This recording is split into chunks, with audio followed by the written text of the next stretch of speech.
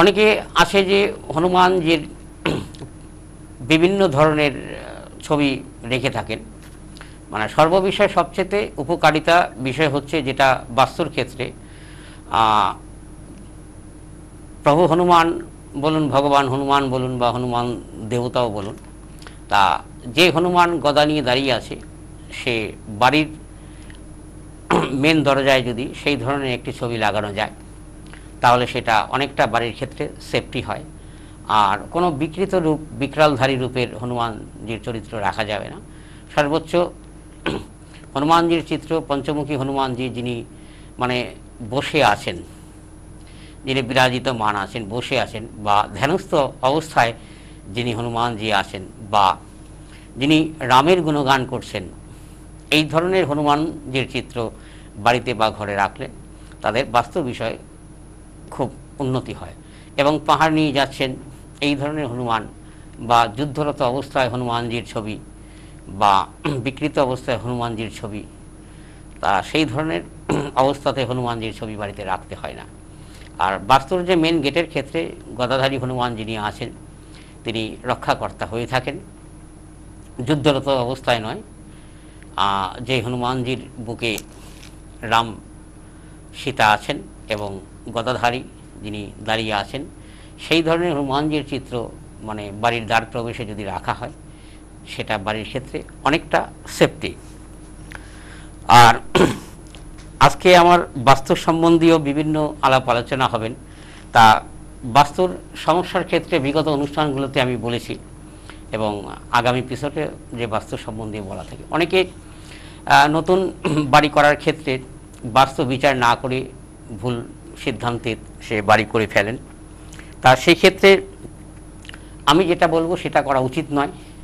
সেটা যে কোনো ধরনের সাধারণ মানুষ হোক, উচ্চবিত্ত হোক, মধ্যবিত্ত হোক বা অর্থবিত্তশালী হোক, তাদের যে কোনো জ্যোতিষবিদের কাছে যে বা কোনো তান্ত্রিকবিদের কাছে যে বাস্তুটা বিচার করে নিয়ে তারপরে বাড়ির নকশা, প্ল্যান, প্রোগ্রাম করা উচিত। কারণ বর্তমান আধুনিক যুগ এই ভুলটা ম্যাক্সিমাম মানুষের একটু কম হয়ে থাকে, যে বাস্তু বিচার বিভিন্ন টেলিভিশন চ্যানেলে বিভিন্ন অনুষ্ঠানে আপনারা বাস্তু সম্বন্ধে অনেক কথা শুনে থাকেন।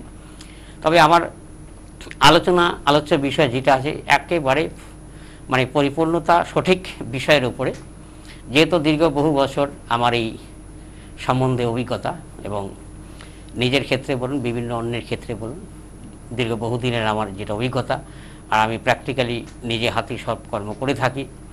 অনেকে আছে বিভিন্ন লোকজনকে ভাড়া করে নিয়ে গিয়ে সে বাস্তুর যজ্ঞ, বাস্তুর পূজা করিয়ে থাকে বা তন্ত্রবিদ্যা প্রয়োগ করিয়ে থাকে। তা আসলে ব্যাপারটা সেই বিদ্যাটা হয়তো তার জানা নেই, সে অন্যকে দিয়ে করিয়ে থাকে, যার জন্য আমি এখানে একটুখানি আটকাবো, একটা বিষয় শুধু একটুখানি জানবো। বাস্তুতে আপনারা যেমন বলেন ঘর বাড়ি যাদের, আপনি যেমন বলেন নতুন করে করতে গেলে কাউকে ডেকে নিয়ে এসে বাস্তু পূজা করে করানো ভালো। অবশ্যই যাদের বাড়ি হয়ে গেছে, যাদের বাড়ি অনেক দিনের পুরানো বা অনেক নতুন বাড়ি হয়ে গেছে, তৈরি করে ফেলেছে, তারপরে দেখা যাচ্ছে বাস্তুতে কিছু প্রবলেম, সেই ক্ষেত্রে কি করা যায়? সেই ক্ষেত্রে তাদের বাস্তু সংস্কার করাতে হয়, যে কোন দিকে কি থাকলে যদি খারাপ টারাপ সেগুলো যদি বাস্তুর তাদের সংস্কার করাতে হয়। সেই ক্ষেত্রে আমি তবু একটু বলে নিচ্ছি, যারা নতুন ভিটা বাড়ি কিনেছেন, হয়তো অনেক দিনে পুরনো ভিটা পড়ে আছেন, 10-20 বছর, 15 বছর, 8 বছর, তাদের সেই বাড়িটা বা জায়গাটা বিক্রি হচ্ছে না। বিশেষ করে সেই সব বাড়ি বা সেই সব জমির ক্ষেত্রে এফেক্ট একটা বেশি আসে। কারণ দীর্ঘদিন ধরে যেটা পড়ে থাকা জমি বা দীর্ঘদিন ধরে যে জঙ্গল পরিষ্কার করে যে জমি করা হয়, সেই বাড়ি করার আগে সেইখানে কিছু নিয়ম পালন করতে হয়। সেখানে পূজা পাঠ করে প্রথমে আগে শস্যা বুনতে হবে, এবং সেই ভিটাতে যেটা সনাতন ধর্মের শাস্ত্রের যেটা বেদের নিয়ম আছে, সেই নিয়ম অনুযায়ী আপনাকে সেই জমিতে গরু পালন করতে হবে অন্তত মিনিমাম 6 মাস বা 1 বছর। তার পরবর্তীতে সেই ভিটাতে গাছ লাগাতে হবে। সেই গাছের যদি ফল হয় তাহলে সেই বাড়িতে আপনি মানে নিষ্কণ্টকভাবে আপনি বাড়িঘর করতে পারেন। আর যে জমিতে আমি বৃক্ষ রোপণ করলাম সেখানে ফল ধরবে না, অর্থাৎ সেই জায়গার জমিটা বা বাস্তুটা আপনার অশুভ বলে আপনাকে ধরে নিতে হবে, যে আপনি নিজেই সেটা প্রমাণ। অনেক ফলাদি গাছ আছে 2-4 মাসেই সেটা হয়ে যায়, ফল ধরে যায়। তা সেই ধরনের গাছ লাগিয়ে সে বাস্তুটাকে আগে টেস্ট করে নিতে হয়। আর যেটা আমি বললাম, আগে শস্য বুনে নিতে হবে, আর পূজা পার্বণ পাঠ সেগুলো করে নিতে হবে। আর তৃতীয়ত ব্যাপার আছে, সেইখানে আপনাকে মানে গোপালন অবশ্যই করতে হবে, তাহলে সে বাস্তুটা পরিপূর্ণ শুদ্ধ, যে সেটা মন্দিরে পরিণত হবে। আর যদি অনেকে আছেন যে না, আমি বাস্তুটা এই জমিটা কিনে ফেলেছি, খুব মানে তাড়াতাড়ি আমাকে বাড়িঘর করতে হবে, আমার হাতে টাইম কম, ছেলে বিয়ে দিতে হবে, মেয়ে বিয়ে দিতে হবে, বা অন্য জায়গায় ভাড়া আছি, আমাকে শিফটিং তাড়াতাড়ি করতে হবে। তা সেই ক্ষেত্রে সেই জমিটাকে পরিষ্কার করে মানে যেটাকে আমরা মানে গোবর বলে থাকি, গোবর বলে থাকি, সেইটাকে আপনি বাস্তু পরিষ্কার করে এবং বাস্তুর মধ্যে একটু যে কোনো জায়গায় 4টি কোণাতে সেটা পুঁতে দিয়ে এবং পুরো জায়গাটাকে গোবর জল ছিটা দিয়ে সেই জায়গাতে শুদ্ধ করে সেখানে বাস্তুযজ্ঞ করতে হয় এবং ভিত্তি স্থাপন করতে হয়। তা ভিত্তি স্থাপনের ক্ষেত্রটা আলাদা যজ্ঞ পূজা পাঠ আসবে, এবং বাস্তুযজ্ঞর ক্ষেত্রটা সেটা আলাদা পূজা পাঠ আসবে। এবং ভিত্তি স্থাপন যজ্ঞ হয়ে গেলে, পূজা পাঠ হয়ে গেলে, তারপরে যেদিন আপনি বাড়ি মানে ওপেনিং, যেটা উদ্বোধন বলা হয়, শুরু করবেন, সেদিন আপনাকে বাস্তুযজ্ঞ অবশ্যই করতে হবে।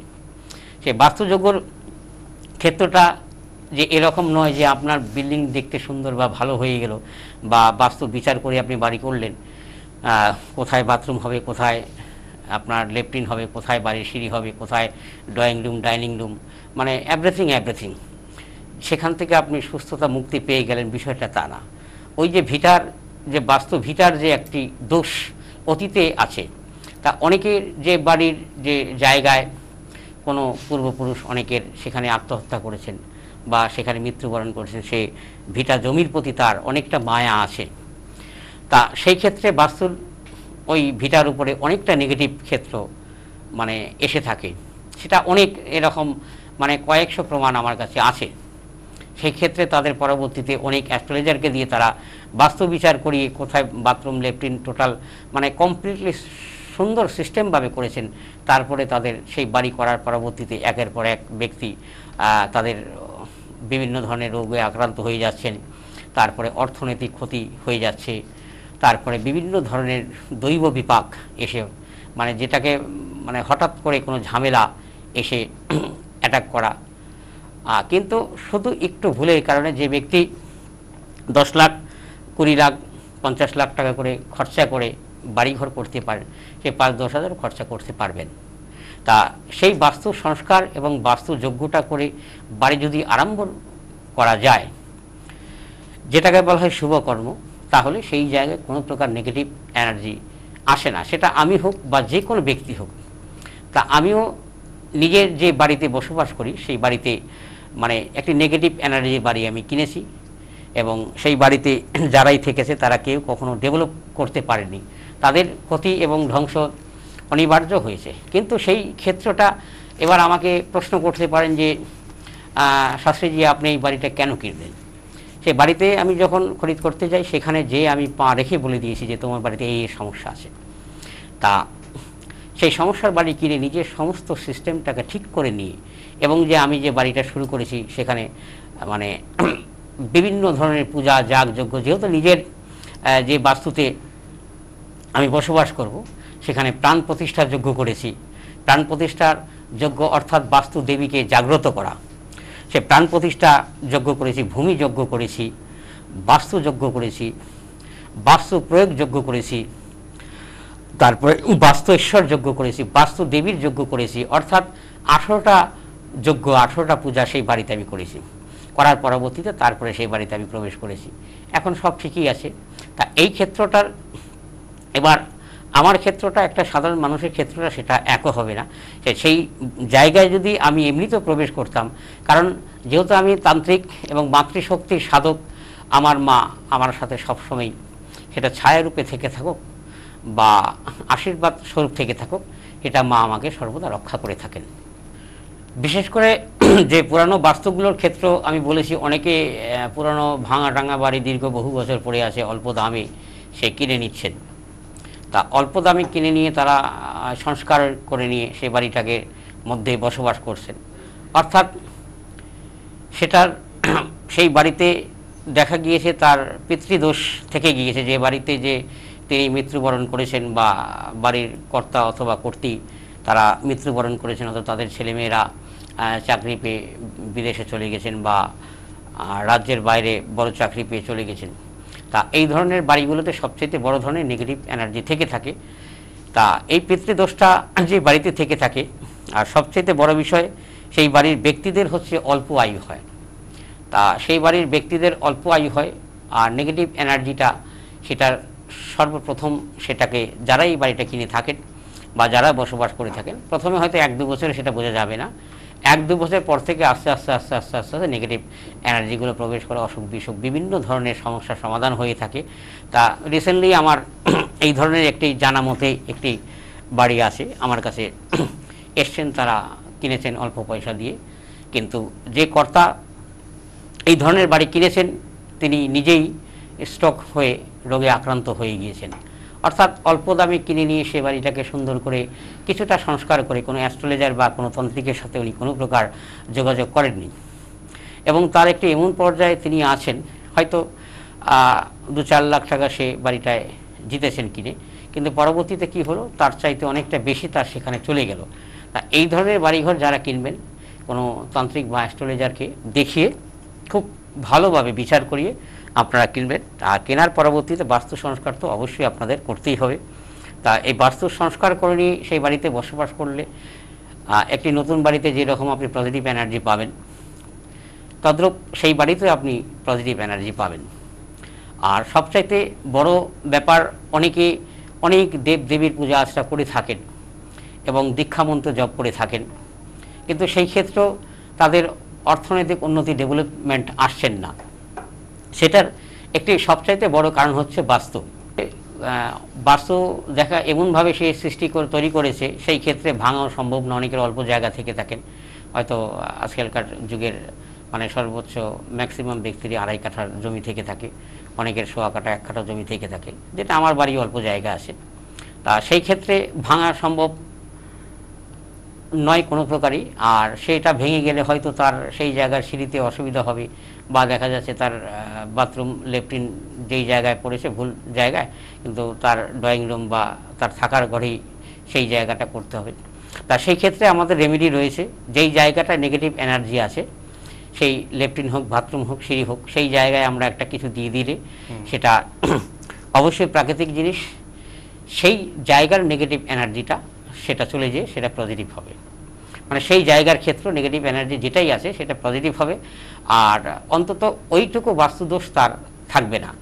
এবার ওই বাড়িতে যদি অন্য কোনো বাস্তুদোষ থেকে থাকে, সেটা ভৌতিক হোক, সেটা আধ্যাত্মিক হোক, বা সবচাইতে বড় বিষয়, অনেকে বাড়িতে বিভিন্ন ধরনের পূজা আশ্রা করে থাকেন, ঠিকমতো দেবদেবীকে তারা মেনটেনেন্স করতে পারেন না, তারা কর্মব্যস্ততার কারণে থেকে থাকেন, যার জন্য এটাও একটা বড় ধরনের নেগেটিভ এনার্জি হয়ে দাঁড়ায়।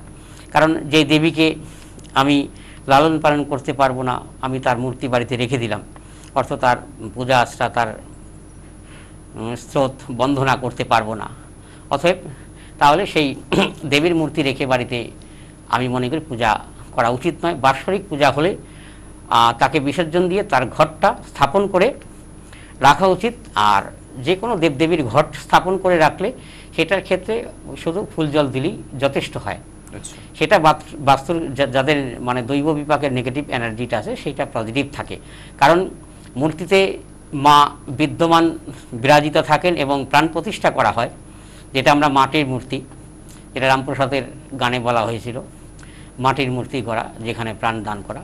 তা সেই ক্ষেত্রটা মাটির মূর্তি হলেও হয়তো আমরা সাধারণ লোকরা চোখে দেখি না, কিন্তু যারা সাধক বা যাদের দৈব শক্তি আছেন বা যারা দীক্ষামন্ত্র কন্টিনিউ জপ করে থাকেন, তারা একটি সিমটম বুঝতে পারেন যে মা এখানে, বা কোনো দেবদেবীর ছবি যদি থেকে থাকে বা মূর্তি থেকে থাকে সেইখানে বিরাজিত মান আছেন, সে একটি সিমটম বুঝে দিয়ে যায়।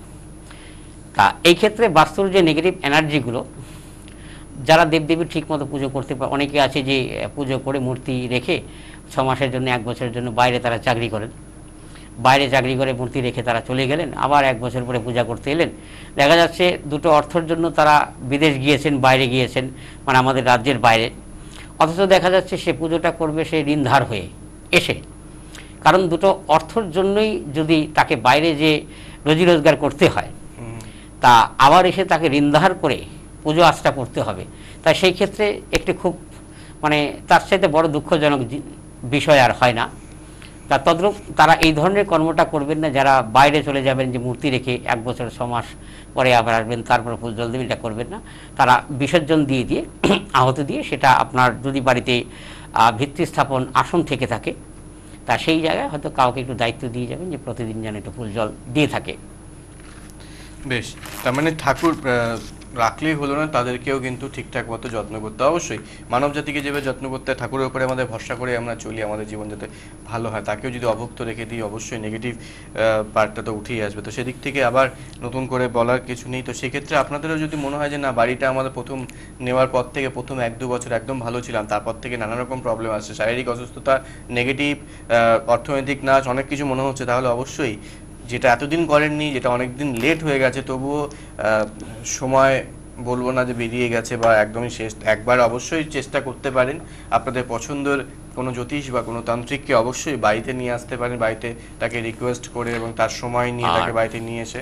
সবচেয়ে একটা বড় বিষয় হচ্ছে যে অনুষ্ঠান চলাকালীন সরাসরি তারা ফোন করতে পারেন, যার যে প্রশ্ন থেকে থাকবে, কোনো কিছু জিজ্ঞাসা করার যদি তাদের প্রয়োজন মনে করে, তারা ডাইরেক্টলি ফোন করে জেনে নিতে পারেন যে আমার বাড়িতে এই প্রবলেমটা হচ্ছে, সিমটমটা, সমস্যাটা হচ্ছে, তারা সরাসরি ফোন করে জেনে নিতে পারেন। তা সেই জায়গায় আমার কাছে এসেছিল, বাড়িতে বাজ পড়েছেন, বাড়িতে বাজ পড়ে ছাদে ফুটো হয়ে গিয়েছেন, মালদা শহরেই আর কি।